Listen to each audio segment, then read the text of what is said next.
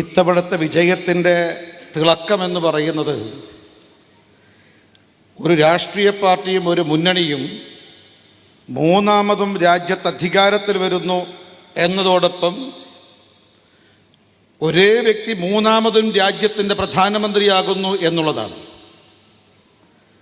പണ്ഡിറ്റ് ജവഹർലാൽ നെഹ്റുവിന് ശേഷം ഇന്ത്യയിൽ ആദ്യമായിട്ടാണ് അങ്ങനെ സംഭവിക്കുന്നത്.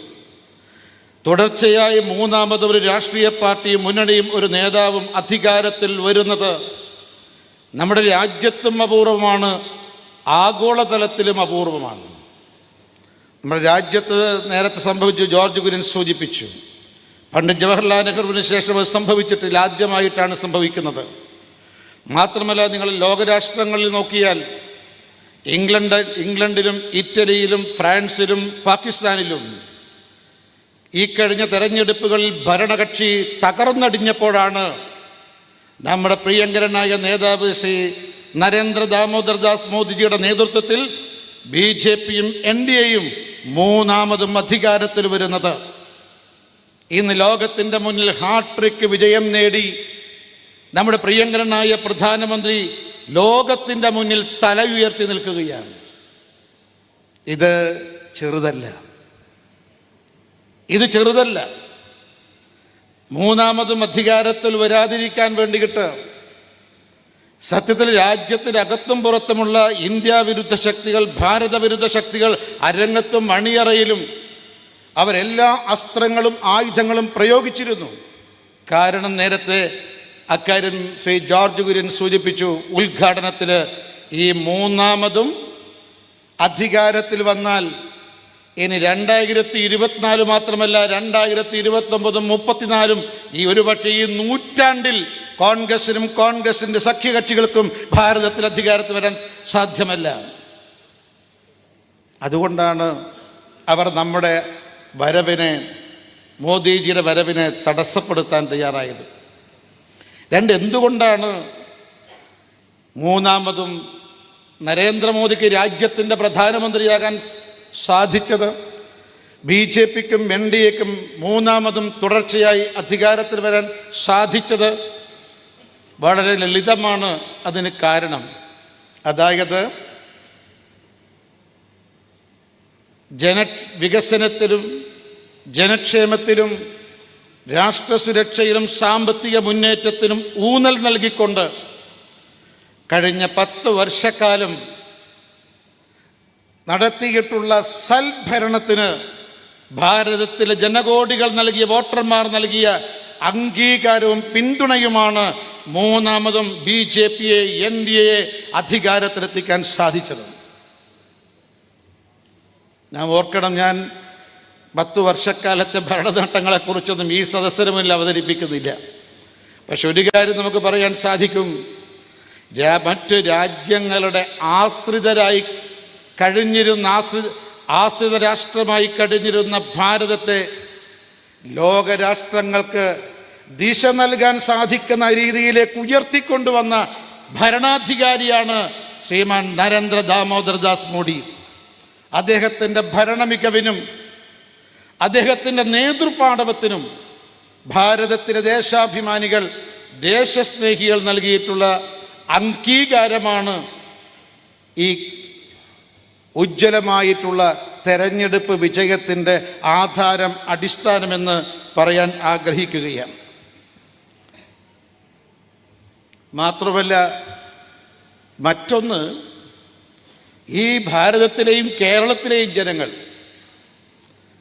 മോദി ഗ്യാരണ്ടിയിൽ 100% വിശ്വാസം അർപ്പിച്ചു എന്നുള്ളതാണ്. ഇങ്ങനൊരു ഭരണാധികാരിക്ക് ഒരു രാജ്യത്തെ ജനത തുറന്ന മനസ്സോടുകൂടി വിശ്വാസം അർപ്പിക്കുന്നത് അത് പക്ഷേ ലോക ചരിത്രത്തിൽ തന്നെ ആദ്യമായിരിക്കും. മോദി ഗ്യാരണ്ടിക്ക് വിശ്വാസം അർപ്പിക്കുന്നു എന്നുള്ളത്. പണ്ഡിറ്റ് ജവഹർലാൽ നെഹ്റു മൂന്നാമതും തുടർച്ചയായി പ്രധാനമന്ത്രിയായത് അദ്ദേഹത്തിൻ്റെ ഭരണത്തിൻ്റെ നേട്ടങ്ങൾ കൊണ്ടാണെന്ന് കോൺഗ്രസ് പോലും അവകാശപ്പെടില്ല. മറിച്ച് സ്വാതന്ത്ര്യലബ്ധിക്ക് ശേഷം അതിൽ തുടർന്ന് തൊട്ടടുത്ത കാലഘട്ടത്തിലാണ് പണ്ഡിറ്റ് ജവഹർലാൽ നെഹ്റു മൂന്നാമതും തുടർച്ചയായി പ്രധാനമന്ത്രിയാകുന്നത്.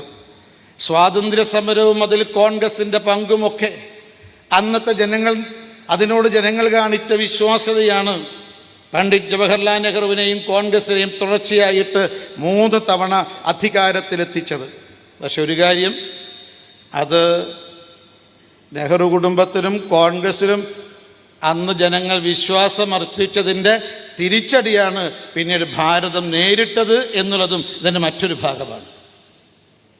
പക്ഷെ നോക്കൂ നിങ്ങൾ, നരേന്ദ്രമോദിയിൽ ജനങ്ങൾ അർപ്പിച്ച വിശ്വാസം, അതിനോട് തുല്യതപ്പെടുത്താൻ മറ്റൊന്നുമില്ല. ഞാനൊരു ഉദാഹരണം, ഞാൻ നേട്ടങ്ങളുടെ കാര്യത്തിൽ മാത്രം പറഞ്ഞൊരു ഉദാഹരണം ചൂണ്ടിക്കാണിക്കാൻ ആഗ്രഹിക്കുക. നമ്മുടെ ഉത്തരകാശിയിൽ ഒരു ടണൽ ദുരന്തം ഉണ്ടായി. 100-ലധികം തൊഴിലാളികൾ ആ ടണലിനകത്ത് കുടുങ്ങി. ലോകം കണ്ട ഏറ്റവും വലിയ സുരക്ഷാ പ്രവർത്തനമാണ് പ്രധാനമന്ത്രിയുടെ നേതൃത്വത്തിൽ തന്നെ നടന്നത്. ഏതാണ്ട് 2 ആഴ്ചയ്ക്ക് ശേഷം എല്ലാ തൊഴിലാളികളും രക്ഷപ്പെട്ടു, ജീവനോടെ പുറത്തു വന്നു. അതിനുശേഷം ഒരു മാധ്യമം അതിൽ പുറത്തു വന്ന ഒരു സാധാരണ തൊഴിലാളി, അദാനിയും അംബാനിയും ഒന്നുമല്ല ആ തുരങ്കത്തിൽ കുടുങ്ങിപ്പോയത്, സാധാരണ പാവപ്പെട്ട തൊഴിലാളികളാണ്. അതിലൊരു തൊഴിലാളി അവർ മുസ്ലിം സമുദായത്തിൽപ്പെട്ടതാണ്. അയാളോട് ചോദിച്ചു, നിങ്ങൾ ഇത്രയും ഈ വായുവില്ലാത്ത വെളിച്ചമില്ലാത്ത ഈ ഇരുണ്ട ഈ ടണലിനകത്ത് എങ്ങനെയാണ് ഇത്രയും ദിവസം നിങ്ങൾ നിന്നത്, ജീവിക്കാൻ സാധിച്ചത്? നിങ്ങൾക്ക് എന്ത് ആത്മവിശ്വാസമാണ് കിട്ടിയത്?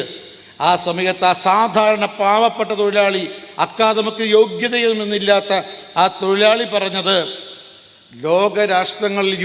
ലോകരാഷ്ട്രങ്ങളിൽ നടന്ന, ലോകത്തിൻ്റെ വിവിധ രാജ്യങ്ങളിൽ നടന്ന യുദ്ധങ്ങളിൽ ആ യുദ്ധമുഖത്ത് നിന്ന് ഭാരതീയരെ രക്ഷിച്ച നരേന്ദ്ര ദാമോദർ ദാസ് മോഡിയാണ് രാജ്യത്തിൻ്റെ പ്രധാനമന്ത്രി. അതുകൊണ്ട് ഞങ്ങൾക്ക് വിശ്വാസം ഉണ്ടായിരുന്നു, ഞങ്ങളിന്ന് പുറത്തു വരുന്നു.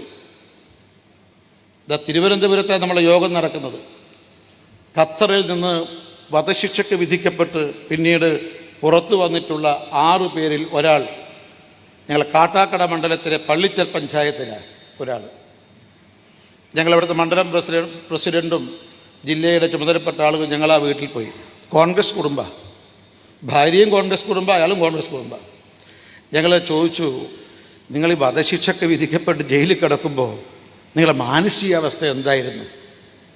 അദ്ദേഹം പറഞ്ഞു, ഞങ്ങളുടെ മാനസികാവസ്ഥ എല്ലാവർക്കും ഒരേ മാനസികാവസ്ഥയായിരുന്നു. ഇന്നല്ലെങ്കിൽ നാളെ ഞങ്ങൾക്ക് പുറത്തു വരാൻ സാധിക്കും, കാരണം നരേന്ദ്രമോദി രാജ്യത്തിൻ്റെ പ്രധാനമന്ത്രിയാണ്. ഞങ്ങൾ പിന്നീട് ചോദ്യങ്ങൾക്ക് ഉത്തരം പറഞ്ഞത് നിറകണ്ണുകളോടെ അവരുടെ ധർമ്മപത്നി അധ്യാപിക പറഞ്ഞു, എനിക്ക് ഉറച്ച വിശ്വാസം ഉണ്ടായിരുന്നു. കാരണം എന്നെ ഒരാഴ്ച കഴിഞ്ഞപ്പോൾ എന്നെ വിദേശകാര്യമന്ത്രി വിളിച്ചിരുന്നു, മുരളിയേട്ടനാണ് ബാക്കി കാര്യങ്ങളൊക്കെ അവർ ചെയ്തു കൊടുത്തത്. പക്ഷെ പറഞ്ഞത്, ഞങ്ങൾക്ക് എൻ്റെ ഭർത്താവ് ചേട്ടൻ എന്നെ വിളിച്ച സമയത്ത് ഒരിക്കൽ പോലും ഞാൻ കരഞ്ഞുകൊണ്ട് ചേട്ടനോട് സംസാരിച്ചിട്ടില്ല. കാരണം എനിക്ക് ഉറച്ച വിശ്വാസമുണ്ടായിരുന്നു, നരേന്ദ്രമോദി പ്രധാനമന്ത്രി ആയിരിക്കുന്നിടത്തോളം കാലം എൻ്റെ ചേട്ടൻ പുറത്തു വരുന്നു. ഇത് ജനങ്ങളുടെ വിശ്വാസമാണ്.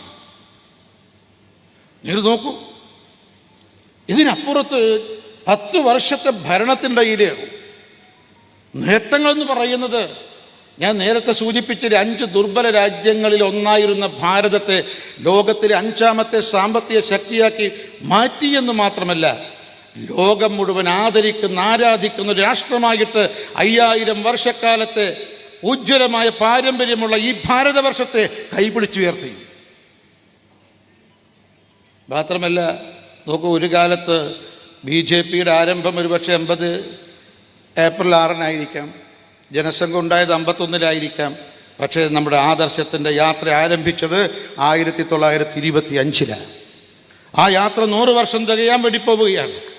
അന്ന് നമ്മുടെ മുന്നിൽ സ്വപ്നമുണ്ട്, പരം വൈഭവന്നേതുമേധ സ്വരാഷ്ട്രം, ജഗദ്ഗുരുസ്ഥാനം ഭാരതം അലങ്കരിക്കുമെന്നുള്ളതും. പക്ഷേ നമ്മുടെ ഈ ഭരണം വരുന്നതിന് മുമ്പ് പലർക്കും സംശയമുണ്ടായിരുന്നു, ഭാരതം ലോകത്തിൻ്റെ ജഗദ്ഗുരുസ്ഥാനം അലങ്കരിക്കാൻ സാധിക്കുമോ? പരമമായ വൈഭവത്തിലേക്ക് ഈ ഭാരതം ഉയരുമോ? പക്ഷേ സംശയമുണ്ടായിരുന്നു. പക്ഷേ പ്രിയമുള്ളവരെ, മോദിജിയുടെ 10 വർഷത്തെ ഭരണത്തിന് ശേഷം ഇന്ന് ഭാരതത്തിലെ 140 കോടി ജനങ്ങൾ മാത്രമല്ല, ലോകം അംഗീകരിക്കുന്നു. യെസ്, ഭാരതം ലോകത്തിൻ്റെ ജഗദ്ഗുരുസ്ഥാനം അലങ്കരിക്കും. ലോകത്തിലെ 1ാമത്തെ ശക്തിയായി ഭാരതം മാറുമെന്നുള്ളത്. 2047 ഒരു വികസിത രാഷ്ട്രമായി ഭാരതം മാറുമെന്നുള്ള ആ സങ്കല്പം ഈ ഭാരതീയരുടെ മുന്നിൽ, ലോകത്തിന് മുന്നിൽ അവതരിപ്പിച്ചത് ശ്രീമാൻ നരേന്ദ്രമോദിജിയാണ്. ആ തരത്തിൽ ഭാരതത്തിന് മറ്റാർക്കും ചിന്തിക്കാൻ പറ്റാത്ത രീതിയിലുള്ള വലിയൊരു മാറ്റമാണ് ഈ രാഷ്ട്രത്തിനുണ്ടാക്കിയത്. അതിന് ജനങ്ങൾ നൽകിയ അംഗീകാരമാണ് ഈ തിളക്കമാർന്ന വിജയം. മാത്രമല്ല, ഈ സാമ്പത്തിക രംഗത്തുണ്ടായ നേട്ടം, മുന്നേറ്റം, പക്ഷെ അതിൻ്റെ ഗുണഭോക്താക്കൾ നോക്കൂ. ഒരു സർക്കാരിൻ്റെ ഗുണഭോക്താക്കൾ ആ രാജ്യത്തെ ബഹുഭൂരിപക്ഷം സാധാരണക്കാരാണ്. നരേന്ദ്രമോദി സർക്കാരിൻ്റെ ഏത് പദ്ധതികൾ നമ്മൾ പരിശോധിച്ചാലും അതിൻ്റെ ഗുണഭോക്താക്കൾ മുഴുവൻ തന്നെ പാവപ്പെട്ടവർ, സാധാരണക്കാർ, ജീവിതത്തിൻ്റെ രണ്ടറ്റം കൂട്ടിമുട്ടിക്കാൻ പ്രയാസപ്പെടുന്നവർ, അതുപോലെ തന്നെ ആബാലവൃദ്ധം ജനങ്ങളും ഗുണഭോക്താക്കളായി മാറിയിട്ടുള്ള പദ്ധതികളാണ് 10 വർഷത്തിനിടയിൽ നരേന്ദ്രമോദി സർക്കാർ നടപ്പാക്കിയത്. ഞാൻ വിശദീകരിക്കുന്നില്ല. അതിനെല്ലാം എല്ലാ സാധാരണക്കാരും, പാവപ്പെട്ടവരും, എല്ലാ വിഭാഗം ജനങ്ങളും അംഗീകരിച്ചതുകൊണ്ട്, അനുകൂലിച്ചതുകൊണ്ടാണ് ഇത്രയും തിളക്കമാർന്ന വിജയം കരസ്ഥമാക്കാൻ സാധിച്ചത്. പ്രിയമുള്ളവരെ, ഈ വിജയത്തിൻ്റെ പിന്നിൽ വിജയത്തിൻ്റെ മറ്റൊരു പ്രത്യേകതയുണ്ട്. 240 സീറ്റാണ് BJPക്ക് ലഭിച്ചത്, നമുക്കറിയാം. 53 സീറ്റ് സഖ്യകക്ഷികൾക്കും ലഭിച്ചു. 293 NDAക്ക് ലഭിച്ചത്. BJPയെക്കുറിച്ച് സാധാരണ പറയാറ് ഹിന്ദി ബെൽറ്റിൽ മാത്രം ഒതുങ്ങുന്ന പാർട്ടിയാണ്. ഭാരതത്തിലെ മുഴുവൻ സംസ്ഥാനങ്ങളിലുമില്ല. പക്ഷേ ഇത്തവണ നോക്കൂ നിങ്ങൾ, ഉത്തരേന്ത്യയിൽ മാത്രമല്ല, പശ്ചിമേന്ത്യയിൽ മാത്രമല്ല, കിഴക്കൻ ഇന്ത്യയിൽ മാത്രമല്ല, ദക്ഷിണേന്ത്യയിലും ഭാരതീയ ജനതാ പാർട്ടി NDA ശക്തമായ മുന്നേറ്റമാണ് നടത്തിയിട്ടുള്ളത്. നമുക്ക് 19 സീറ്റ് കർണാടകത്തിൽ ലഭിച്ചു. തെലങ്കാനയിൽ 4 സീറ്റ് 8 സീറ്റാക്കി വർദ്ധിപ്പിച്ചു. ആദ്യമായിട്ട് ആന്ധ്രാപ്രദേശിൽ 3 സീറ്റുകൾ നേടിക്കൊണ്ട് ചരിത്രം തിരുത്തിക്കുറിച്ചു. എന്തിനേറെ പറയുന്നു, തമിഴ്നാട്ടിൽ ഒറ്റയ്ക്ക് നിന്ന് മത്സരിച്ച് 12% വോട്ട് നേടി കേരളത്തിൽ ചരിത്രം തിരുത്തിക്കുറിച്ചുകൊണ്ട് നമുക്ക് തൃശ്ശൂരിൽ താമര വിരിയിപ്പിക്കാൻ സാധിച്ചു. ആറ്റിങ്ങലിലും തിരുവനന്തപുരത്തും ആലപ്പുഴയിലും നമുക്ക് ചുണ്ടിനും കപ്പിനുമിടയിലാണ് നമുക്ക് വിജയം നഷ്ടപ്പെട്ടു പോയത്. കേരളത്തിലാകമാനം 20% നമ്മുടെ വോട്ടിംഗ് പെർസെൻറ്റേജ് ഉയർത്താൻ സാധിച്ചിട്ടുണ്ട്. നേരത്തെ അധ്യക്ഷ പ്രസംഗത്തിൽ സുരേന്ദ്രൻ സൂചിപ്പിക്കുകയുണ്ടായി, ഈ ചാനൽ ചർച്ചയിൽ, നമ്മുടെ ചാനൽ ചർച്ചയിൽ പോകുന്ന എല്ലാ നേതാക്കന്മാരോട് ഇരിക്കുന്നുണ്ട്. അവരോട് CPMൻ്റെ നേതാക്കന്മാർ പറയാറ്, ഇത് കേരള, നിങ്ങൾക്ക് 1 സ്ഥാനം 2 സ്ഥാനവും കിട്ടൂല, ഇതൊക്കെ പറഞ്ഞ് ഭീഷണിപ്പെടുത്തുക. ഇത് കേരളമാണ്. അതെ, ഇത്തവണത്തെ തെരഞ്ഞെടുപ്പിൽ ഇത് കേരളമാണെന്ന് മാത്രമല്ല, ഈ കേരളം ഭാരതത്തിൻ്റെ അവിഭാജ്യ ഘടകമാണെന്ന് കേരളത്തിലെ ജനങ്ങളും തൃശ്ശൂർ ജനങ്ങളും തെളിയിച്ചു. ഇപ്പോൾ CPM, ഞാനതിനെക്കുറിച്ച് പറയുന്നില്ല, വേറെ പ്രമേയം ഇവിടെയുണ്ട്. ഇപ്പോൾ മാർക്സിസ്റ്റ് പാർട്ടിയുടെ വോട്ട് ചോർച്ചയെക്കുറിച്ചാണ് ഇപ്പോൾ ഗവേഷണവും നിരീക്ഷണമൊക്കെ നടന്നുകൊണ്ടിരിക്കുന്നത്. സത്യത്തിൽ ചോർച്ചയല്ല, ചോർച്ച മേൽക്കൂരൊക്കെ ഉണ്ടാവുക. ഈ മേൽക്കൂരൊക്കെ ചോർച്ച വന്നാൽ നമുക്കത് തടയാൻ സാധിക്കും. പക്ഷേ മാർക്സിസ്റ്റ് പാർട്ടിയുടെ മേൽക്കൂരക്കല്ല ചോർച്ച സംഭവിച്ചത്, അവർ അടിത്തറക്ക് തകർച്ച സംഭവിച്ചിരിക്കുന്നു. തകർച്ച വന്നാൽ അത് നിലനിൽപ്പ് ബാധിക്കും. അതായത് അടിത്തറക്ക് തകർച്ച സംഭവിച്ചാൽ അത് നിലംപരിശാകും എന്ന കാര്യം സംശയമില്ല. മാർക്സിസ്റ്റ് പാർട്ടിക്ക് അതാണ് സംഭവിക്കാൻ പോകുന്നത്. അതുകൊണ്ട് നമ്മുടെ വിജയരാഘവൻ മധ്യമേഖലാ സമ്മേളനത്തിൽ പറഞ്ഞതുപോലെ ഈ പാർട്ടിക്ക് എന്താ പൂതൽ വന്നിരിക്കുന്നു എന്ന. പൂതൽ വന്നെന്ന് പറഞ്ഞാൽ മലയാളത്തിൽ പറയാറ് ഈ നമ്മുടെ മരത്തിൻ്റെ കാതൽ, മരത്തിൻ്റെ കാതൽ ദ്രവിക്കുന്നതിനെയാണ് പൂതൽ എന്ന് പറയുന്നത്. പൂതൽ വന്നാൽ പിന്നെ മണ്ണോട് ചേരുക എന്നുള്ളതാണ് അതിൻ്റെ അടുത്ത ഘട്ടം. ഏതായാലും മാർക്സിസ്റ്റ് പാർട്ടിക്ക് സംഭവിക്കാൻ പോകുന്നു എന്നുള്ളതാണ് വ്യക്തമാക്കുക. ഞാൻ സൂചിപ്പിച്ചത് ഉത്തരേന്ത്യയിലും കിഴക്കൻ ഇന്ത്യയിലും പശ്ചിമേന്ത്യയിലും മധ്യ ഇന്ത്യയിലും മാത്രമല്ല, ദക്ഷിണേന്ത്യയിലും വലിയ ജൈത്രയാത്ര നമുക്ക് നടത്താൻ സാധിച്ചിട്ടുണ്ട്. മാത്രമല്ല, നമുക്ക് 6ഓളം സംസ്ഥാനങ്ങളിൽ, നമുക്കെല്ലാവർക്കും അറിയാവുന്ന, ഞാനത് ഓടിച്ചു പോവുക, 6ഓളം സംസ്ഥാനങ്ങളിൽ മുഴുവൻ സീറ്റും കരസ്ഥമാക്കാൻ സാധിച്ചു. ഡൽഹിയിലാവട്ടെ, ഹിമാചൽ പ്രദേശിൽ, മധ്യപ്രദേശിൽ, ഉത്തരാഖണ്ഡിൽ, ത്രിപുരയിൽ, അരുണാചൽ പ്രദേശിൽ മുഴുവൻ സീറ്റുകളും കരസ്ഥമാക്കാൻ സാധിച്ചു. അതോടൊപ്പം തന്നെ ഗുജറാത്തിലും അതുപോലെ ജാർഖണ്ഡിലും തെലങ്കാനയിലും കർണാടകത്തിലും എല്ലാം തന്നെ വലിയ മുന്നേറ്റവും ഉണ്ടാക്കിയെടുക്കാൻ സാധിച്ചിട്ടുണ്ട്. അതുപോലെ ഒരു കാര്യം പറയാൻ ആഗ്രഹിക്കുന്നു. ഈ തെരഞ്ഞെടുപ്പിൽ 2019 ലഭിച്ചതിനേക്കാൾ 70 ലക്ഷം വോട്ടാണ് 2024 ഭാരതീയ ജനതാ പാർട്ടിക്ക് കൂടുതലായി ലഭിച്ചിട്ടുള്ളത്. ഏതാണ്ട്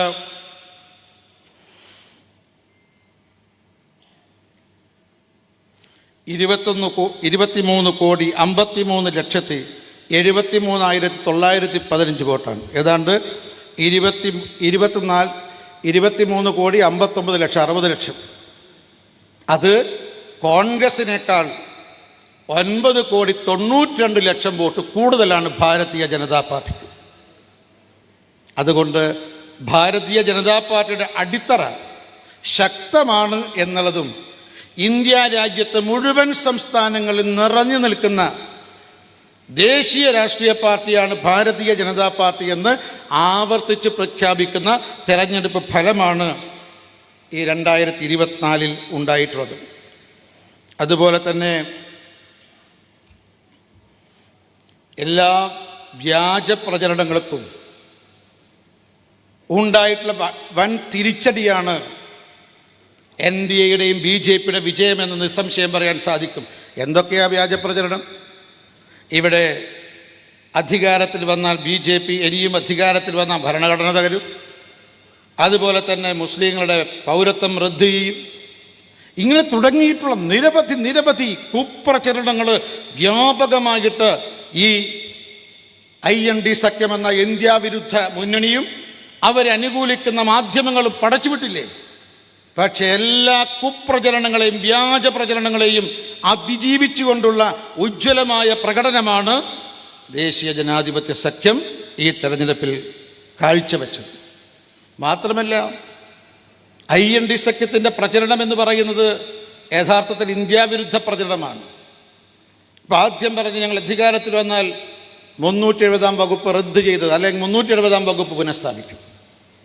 അത് പൗരത്വ നിയമം CAA പൗരത്വ നിയമ ഭേദഗതി അത് റദ്ദ് ചെയ്യും. നോക്കൂ നിങ്ങൾ, എല്ലാം ദേശവിരുദ്ധമായിട്ടുള്ള വാഗ്ദാനങ്ങളാണ് IND സഖ്യം, കോൺഗ്രസ് സഖ്യം ജനങ്ങൾക്ക് നൽകിയത്. ഇന്ത്യ വിരുദ്ധമായിട്ടുള്ള എല്ലാ വാഗ്ദാനങ്ങളെയും വാഗ്ദാന പെരുമഴയും ജനങ്ങൾ ഈ തെരഞ്ഞെടുപ്പിൽ തള്ളിയിരിക്കുന്നു എന്നുള്ളതാണ് ഈ തെരഞ്ഞെടുപ്പ് 2024 തെരഞ്ഞെടുപ്പ് ഫലം നമ്മെ ബോധ്യപ്പെടുത്തുന്നത്. മാത്രമല്ല, ഭാരതീയ ജനതാ പാർട്ടി സർവാശ്ലേഷിയായ പാർട്ടിയാണ്, സർവസ്പർശിയായ പാർട്ടിയാണ് എന്ന് ഈ തെരഞ്ഞെടുപ്പ് ഫലം വ്യക്തമാക്കുന്നുണ്ട്. നോക്കൂ, നമ്മുടെ ഇന്ന് പാർലമെൻറ്റ് ലോക്സഭയിൽ ഏറ്റവും കൂടുതൽ വനിതാ പ്രാതിനിധ്യമുള്ള വനിതാ MP-മാരുള്ള പാർട്ടിയാണ് ഭാരതീയ ജനതാ പാർട്ടി. ഏറ്റവും കൂടുതൽ വനിതകളെ സ്ഥാനാർത്ഥിയാക്കി നിർത്തിയതും ഭാരതീയ ജനതാ പാർട്ടിയാണ്, 69 പേര്. ആ 69 പേരിൽ 30 പേര് വിജയശ്രീ ലാളിതരായിട്ട് ഇന്ത്യൻ പാർലമെൻറ്റ് ലോകസഭയിലേക്ക് എത്തിയിട്ടുണ്ട്. ഏറ്റവും കൂടുതൽ സ്ത്രീകൾ MP-മാരായുള്ള പാർട്ടി ഭാരതീയ ജനതാ പാർട്ടിയാണ്. നമ്മുടെ ഭരണഘടന അനുസരിച്ച് 84 സീറ്റാണ് SC വിഭാഗത്തിന് വേണ്ടി സംവരണം ചെയ്തത്. 47 സീറ്റാണ് ST വിഭാഗത്തിന് സംവരണം ചെയ്തത്. അങ്ങനെ 131 SCയും STയും കൂടി ചേർന്ന് 131 സംവരണ സീറ്റുകളുണ്ട്. പ്രിയമുള്ളവരെ, ഈ 131 സംവരണ സീറ്റിൽ 55 സീറ്റും വിജയിച്ചത് ഭാരതീയ ജനതാ പാർട്ടിയാണ്. ഏറ്റവും കൂടുതൽ SC MP-മാരുള്ളത്, ഏറ്റവും കൂടുതൽ ST MP-മാരുള്ളത് ലോകസഭയിൽ ഭാരതീയ ജനതാ പാർട്ടിയാണെന്ന് അഭിമാനത്തോടു കൂടി പറയാൻ നമുക്ക് സാധിക്കും. അതുകൊണ്ട് എല്ലാ അർത്ഥത്തിലും നമ്മുടെ വിജയത്തിൻ്റെ തിളക്കമെന്ന് പറയുന്നത് നമ്മൾ വിശകലനം ചെയ്താൽ നമുക്ക് രാജ്യവ്യാപകമായിട്ട് നമുക്ക് അടിത്തറയും വിജയമുണ്ടാക്കാൻ സാധിച്ചു. എല്ലാ ജനവിഭാഗങ്ങൾക്കുമിടയിൽ ഭാരതീയ ജനതാ പാർട്ടിക്ക് സ്വാധീനമുണ്ടാക്കാൻ സാധിച്ചു എന്നുള്ളത് സത്യമാണ്. ഇപ്പോൾ കോൺഗ്രസ് അവകാശപ്പെടുന്നത് എന്തൊക്കെയോ അവർക്ക് ലഭിച്ചു എന്നുള്ളതാണ്. പ്രധാനമന്ത്രി ലോക്സഭയിലെ ചർച്ചയിലും രാജ്യസഭയിലെ ചർച്ചയിലും പറഞ്ഞു, രാഹുൽ ഗാന്ധിയുടെ പേര് പറയാതെ പറഞ്ഞു, ഈ 99 സീറ്റ് എന്നുള്ളത് അത് 100-ൽ 99 കരുതണ്ട, 543-ൽ 99 എന്ന് മനസ്സിലാക്കണം. അതായത് 18% സീറ്റ് മാത്രമാണ് കോൺഗ്രസിന് കരസ്ഥമാക്കാൻ സാധിച്ചത്.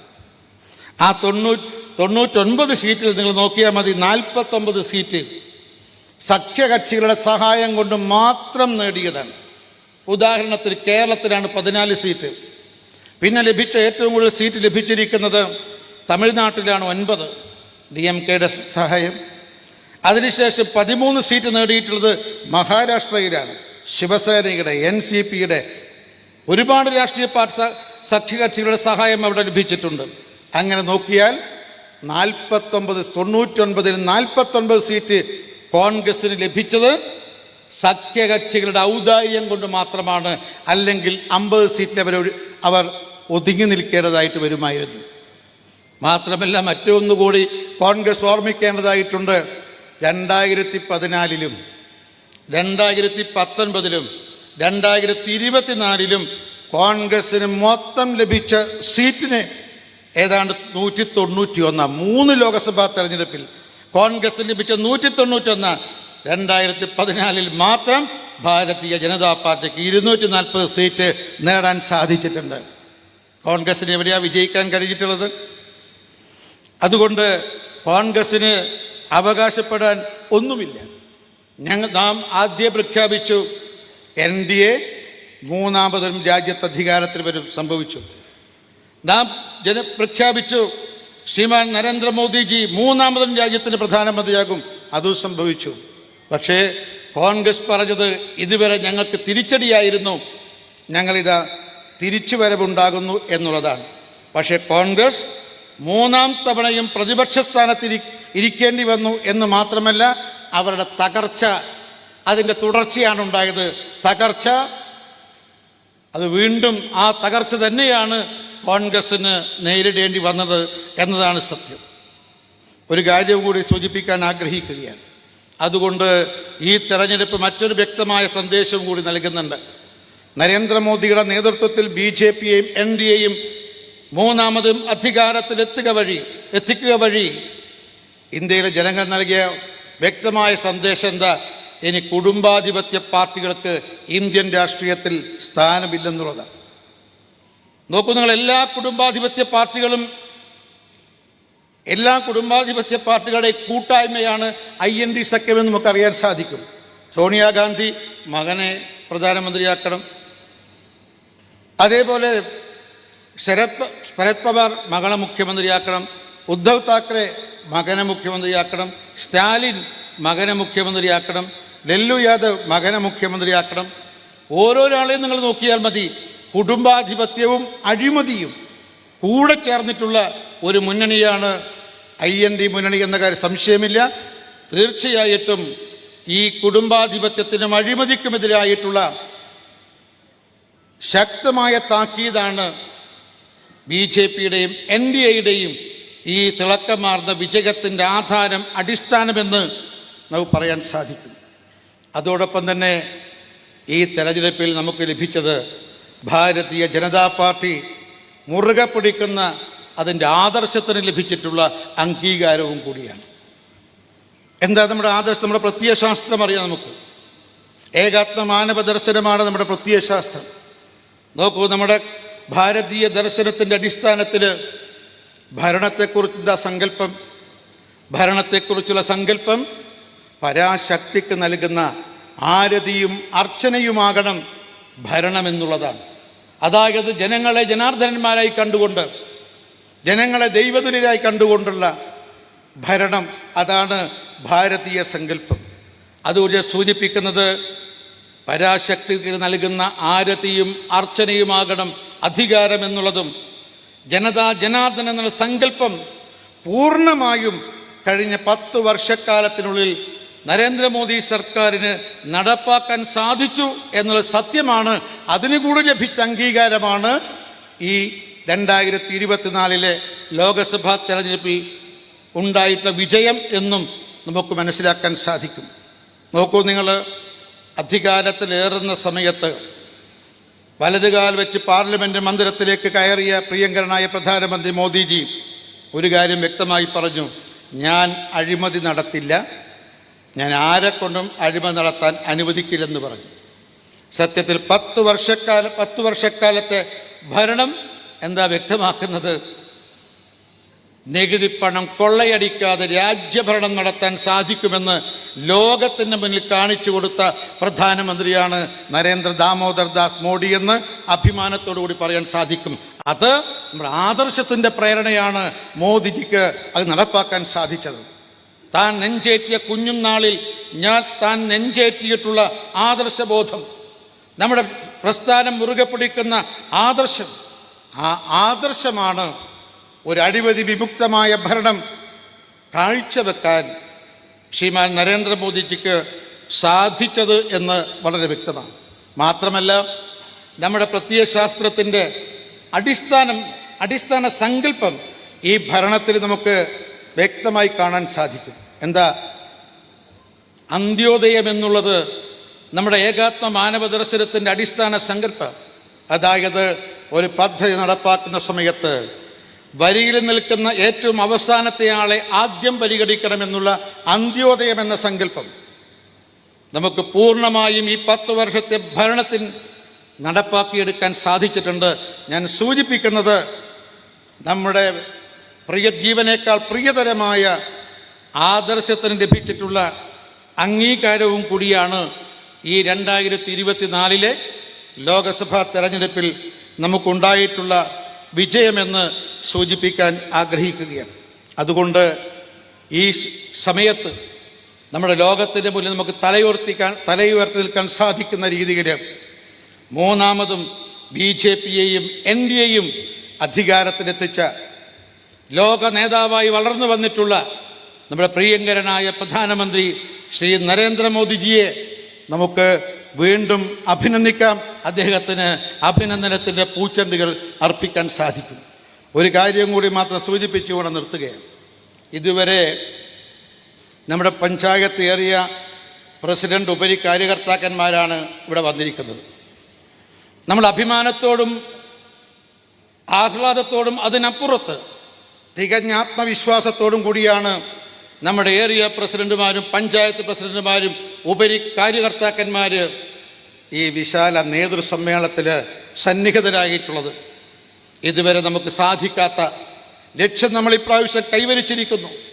നമ്മുടെ വിന്ധ്യാപർവ്വതത്തിനപ്പുറത്ത് ഇതേവരെ തടസ്സപ്പെടുത്തിയിരുന്ന ആ ഗംഗാപ്രവാഹത്തെ ചട്ടമ്പി സ്വാമികളുടെയും ശ്രീനാരായണ ഗുരുദേവൻ്റെയും പണ്ഡിറ്റ് കറുപ്പൻ്റെയും അയ്യങ്കാളിയുടെയും അയ്യ വൈകുണ്ഠസ്വാമിയുടെയും ആദിശങ്കരൻ്റെയും മണ്ണിലേക്ക് ആ ഗംഗാപ്രവാഹത്തെ എത്തിച്ച ഭഗീരഥന്മാരാണ് ഇവിടെ ഇരിക്കുന്ന നമ്മുടെ സഹപ്രവർത്തകരെന്ന് അഭിമാനത്തോടു കൂടി പറയാൻ സാധിക്കും.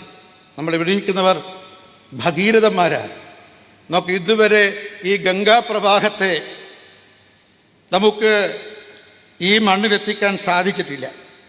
പക്ഷേ ഈ തവണത്തെ തെരഞ്ഞെടുപ്പിൽ നമുക്ക് ഈ ഗംഗാപ്രവാഹത്തെ ഈ മണ്ണിലേക്ക്, കേരളത്തിൻ്റെ മണ്ണിലേക്ക് എത്തിക്കാൻ സാധിച്ചിട്ടുണ്ട്. പക്ഷെ ഒരു കാര്യം സൂചിപ്പിക്കാനുള്ളത്, ഇതുകൊണ്ട് നാം ഒരിക്കലും സംതൃപ്തരാകരുത്. തിരുവനന്തപുരം സമ്മേളനത്തിൽ ഒരു ദൃഢപ്രതിജ്ഞ എടുക്കേണ്ടതായിട്ടുണ്ട്. എന്താ? ഈ ദേശീയ ധാരയുടെ അനർഗളമായ ഈ ഗംഗാപ്രവാഹത്തെ ഓരോ മലയാളിയുടെ മനസ്സിലും എത്തിച്ചുകൊണ്ട് നമ്മളെല്ലാവരും പ്രതിദാനം ചെയ്യുന്ന വാർഡ്, പഞ്ചായത്ത്, മുനിസിപ്പാലിറ്റി കോർപ്പറേഷൻ എന്നീ തദ്ദേശ സ്വയംഭരണ സ്ഥാപനങ്ങളിൽ ഭാരതീയ ജനതാ പാർട്ടിയുടെ വിജയത്തിൻ്റെ വൈജയന്തി പറപ്പിക്കാൻ നമുക്ക് ദൃഢപ്രതിജ്ഞ എടുത്ത് വേണം ഈ വിശാല നേതൃസമ്മേളനത്തിൽ നിന്നും നമുക്ക് പിരിഞ്ഞു പോകേണ്ടത്. അതുകൊണ്ട് സഹപ്രവർത്തകരെ, വലിയ ഭാരിച്ച ഉത്തരവാദിത്തം നമുക്കുണ്ട്. ശ്രീമാൻ നരേന്ദ്രമോദിയെ അഭിനന്ദിക്കുന്നതോടൊപ്പം തന്നെ ഈ വിജയത്തിൽ നിന്ന് പ്രേരണ ഉൾക്കൊണ്ടുകൊണ്ട്, പ്രചോദനം ഉൾക്കൊണ്ടുകൊണ്ട് കേരളത്തിൽ 2025-ലും 2026-ലും വലിയ രാഷ്ട്രീയ മാറ്റം ഉണ്ടാക്കാൻ നമുക്ക് സാധിക്കണം. അതിൻ്റെ ആരംഭമായിരിക്കട്ടെ, അതിൻ്റെ തുടക്കമായിരിക്കട്ടെ ഈ വിശാല നേതൃസമ്മേളനം എന്ന് സൂചിപ്പിച്ചുകൊണ്ട് ഒന്നുകൂടി നമ്മുടെ പ്രിയങ്കരനായ നരേന്ദ്രമോദിജിക്ക് അഭിനന്ദനത്തിൻ്റെ പൂച്ചെണ്ടുകളും അർപ്പിക്കുകയാണ്. ഒന്ന് മാത്രമേ സൂചിപ്പിക്കാനുള്ളൂ, തെരഞ്ഞെടുപ്പ് യുദ്ധമാണ്. 2025-ൽ ആദ്യം ഉപതെരഞ്ഞെടുപ്പ് വരുന്നുണ്ട്, പിന്നീട് തദ്ദേശ സ്വയംഭരണ സ്ഥാപനങ്ങളിലേക്കുള്ള തെരഞ്ഞെടുപ്പ് വരുന്നുണ്ട്, 2024-ൽ നിയമസഭാ തെരഞ്ഞെടുപ്പും വരുന്നുണ്ട്. തെരഞ്ഞെടുപ്പ് ഒരു യുദ്ധമാണ്. അതുകൊണ്ട് ഈ വിശാല നേതൃസമ്മേളനത്തിൻ്റെ ആഹ്വാനം എന്നുള്ളത് എന്താ? യുദ്ധത്തിന് തയ്യാറാവുക എന്നുള്ളതാണ്. ഗീതയിൽ ഭഗവാൻ കൃഷ്ണൻ പറയുന്നുണ്ട്, ഹതോവ പ്രാപ്സ്യസി സ്വർഗ ജിത്വാവ ഭോക്ഷ്യസേ മഹീം തസ്മാത് ഉത്തിഷ്ഠ കൗന്ദേയ യുദ്ധായ കൃതനിശ്ചയം. കുന്തിപുത്രനായ അർജുന, ഉണരൂ, യുദ്ധം ചെയ്യൂ എന്നാണ് ഭഗവാൻ കൃഷ്ണൻ ഗീതയിൽ ആഹ്വാനം ചെയ്തത്. അതുകൊണ്ട് പ്രിയമുള്ളവരെ, 2025-ലും 2026-ലും നടക്കുന്ന യുദ്ധത്തിൽ നമുക്ക് വിജയശ്രീലാളിതരാകണം. അതുകൊണ്ട് യുദ്ധായ കൃതനിശ്ചയം, യുദ്ധത്തിന് തയ്യാറാവുക എന്ന് മാത്രം സൂചിപ്പിച്ചുകൊണ്ട് എൻ്റെ വാക്കുകൾക്ക് വിരാമമിടുന്നു. നിങ്ങൾക്ക് നമസ്കാരം.